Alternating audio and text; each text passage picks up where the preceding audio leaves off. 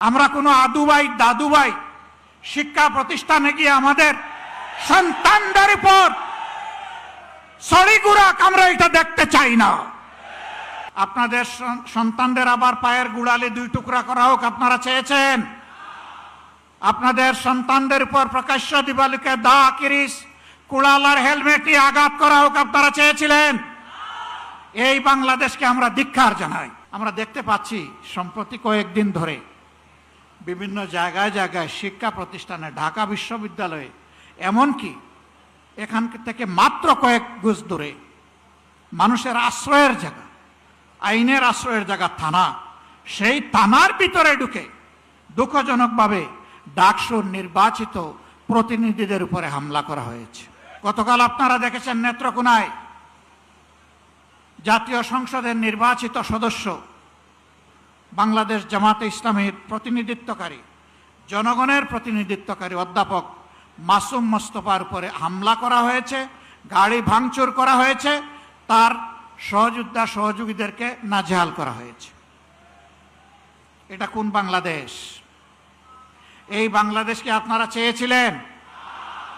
আপনাদের সন্তানদের আবার পায়ের গুড়ালে দুই টুকরা করা হোক আপনারা চেয়েছেন?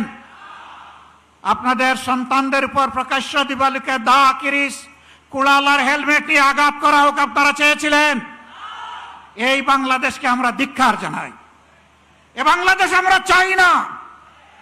আমরা পরিবর্তনের বাংলাদেশ চাই, যেই বাংলাদেশে শিশু যখন ঘর থেকে বের হবে, কিশোর যখন বের হবে, যুবক যুবতীরা বের হবে, আমার মা বোনেরা বের হবে, তখন কারো বুক দরু দরু করে কাঁপবে না।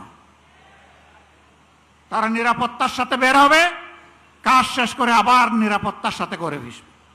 আমরা ওই বাংলাদেশ চাই। আমরা শিক্ষা প্রতিষ্ঠানে আমাদের সন্তানদের হাতে দা কিরিস কুড়াল দেখতে চাই না। আমরা খাতা এবং কলম দেখতে চাই।